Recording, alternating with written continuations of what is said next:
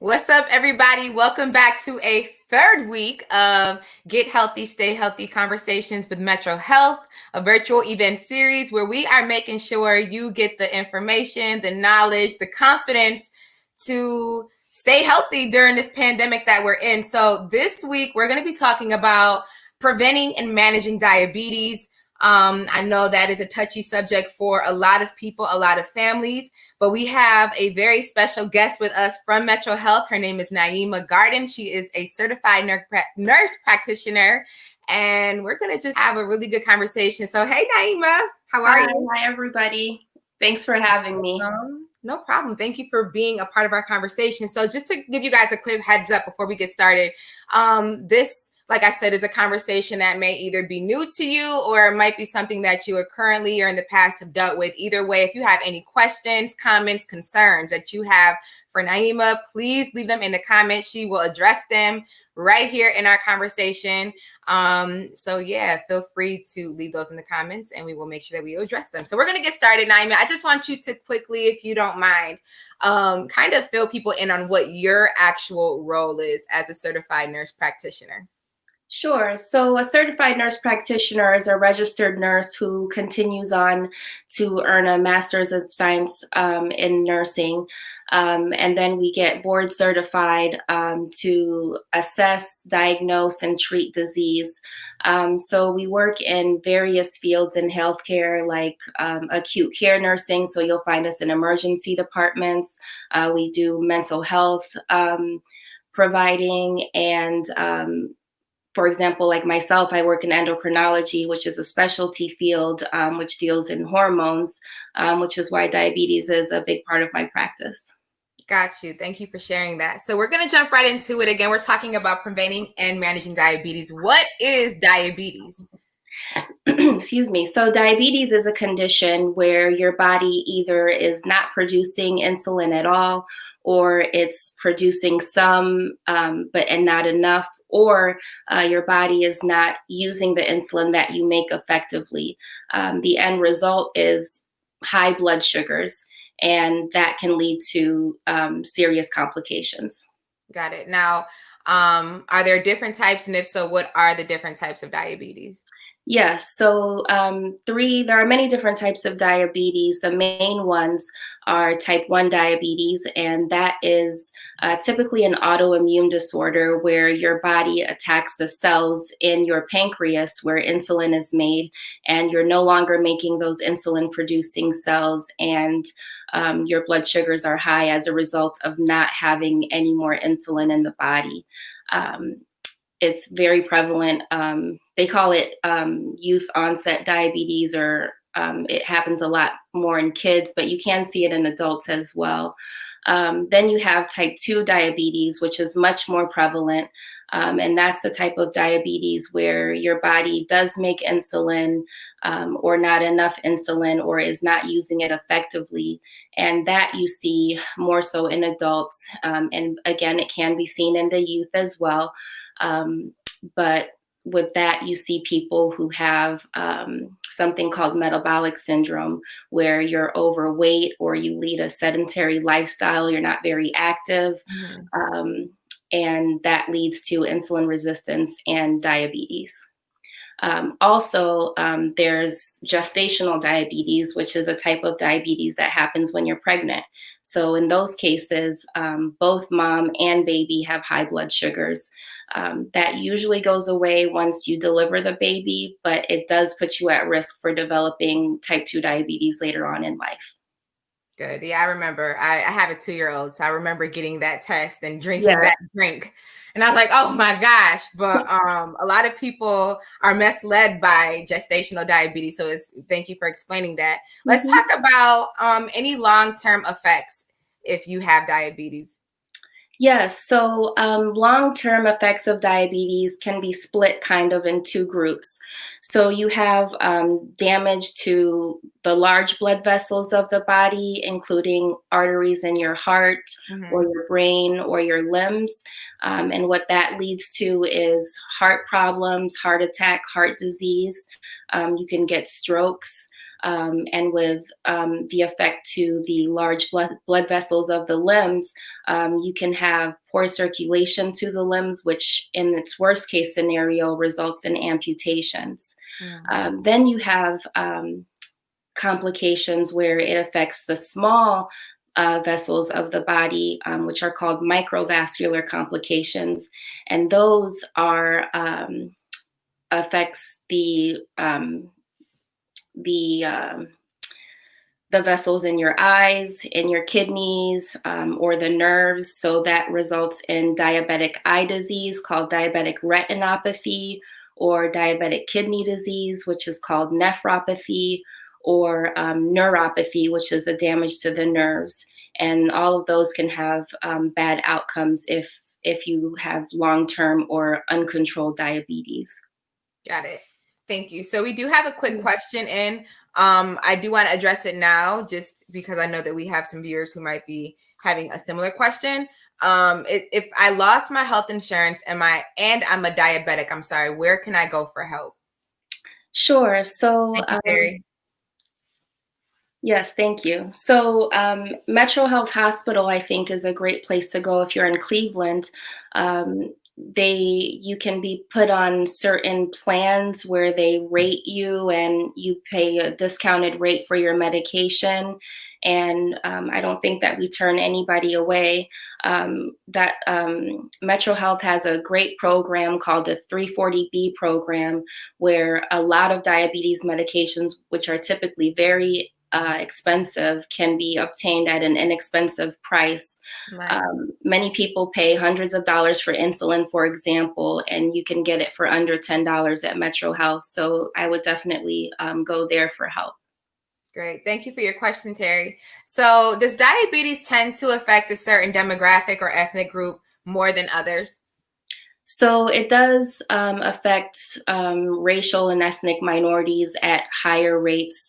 And studies have shown that there are risk factors with that, like socioeconomic status. So, if you live in a place where you don't have access to healthier foods, for example, or if you don't make enough money and don't have good access to healthcare, then it can be difficult to prevent diabetes or treat it if you have it. Okay.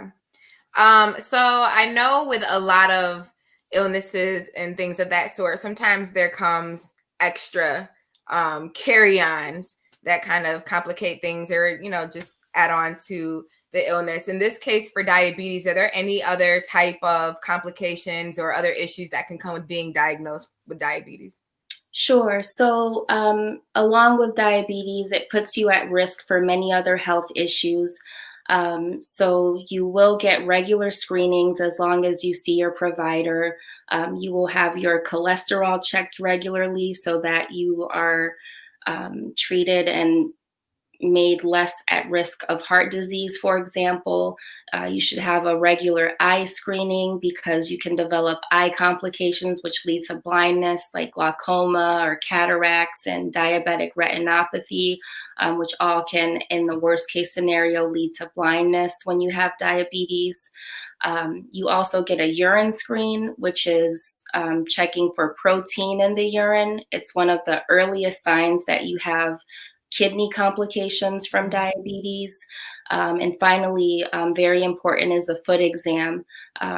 Any of your providers, if they know that you have diabetes, will always check your feet to make sure that there's no injury. And that's something that people should do at home as well, is check their feet every day to make sure that they don't have any sores or any lacerations.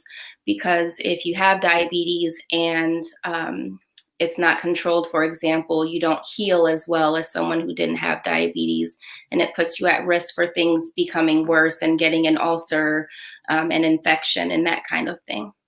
That's actually good to know. I didn't know that a foot exam was a part of like a diabetes screening and that you can do it at home. So similar to like a woman's breast exam. Yeah. It's good to know that if you are at home, especially in these times, because a lot of us aren't going outside and are skeptical about going to the physical doctor's office, you can do that exam at home. So thank you for that information. We do have a question. My mom is a diabetic and about 20 pounds overweight. If she loses the weight, will her numbers change and will she be able to come off the medicine or will she always have to take it? Okay, yeah, so Thank that's a you. great question. So if your mom loses 20 pounds, there is a good chance that her numbers will change because if she's losing 20 pounds, she's likely changing her diet. Right. Eating a low carbohydrate diet is so important with diabetes. That alone will bring your blood sugars down. And maybe she's doing some exercise as well. And when you exercise, your body uses the insulin that you produce a little bit better. So if she loses 20 pounds, I think there's a good chance that she would be able to come off of some of the medications that she's taking. No.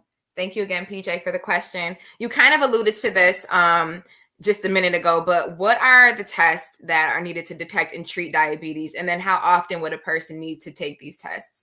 Sure.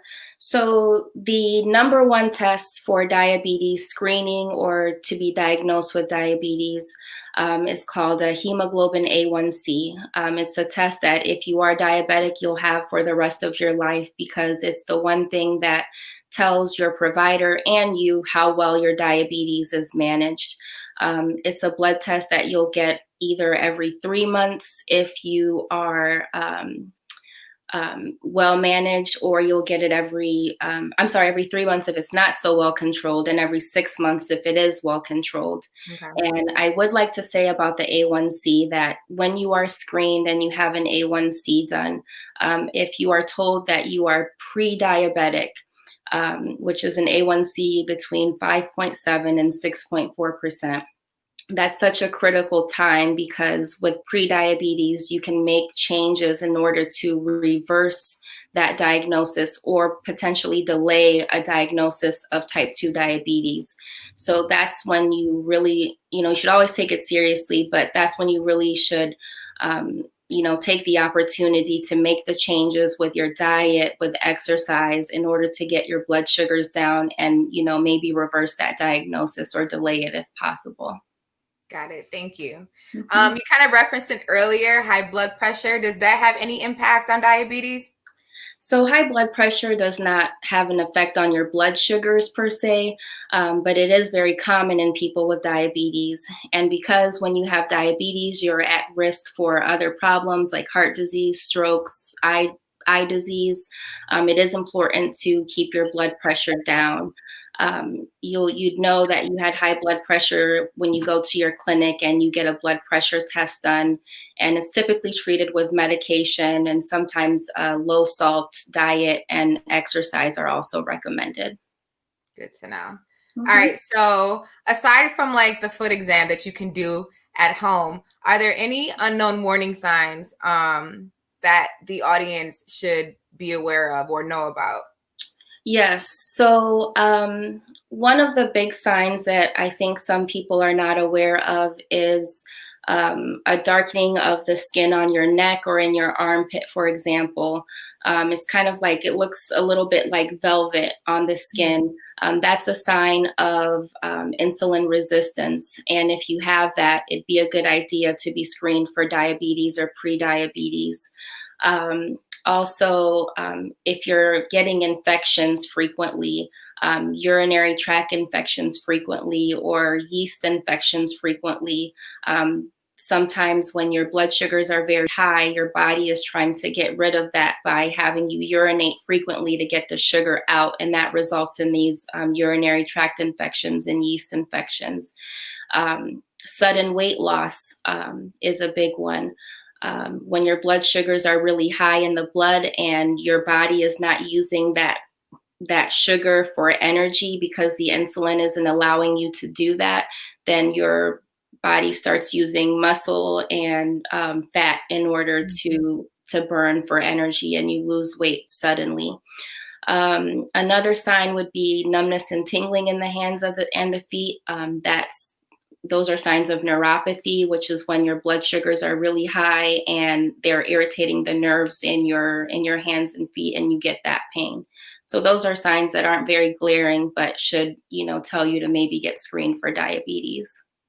So if you are seeing those signs and you are wanting to get screened, Is there like an age where that kind of like starts? I mean, are there special cases if you're younger? Do you have to be 18 or older?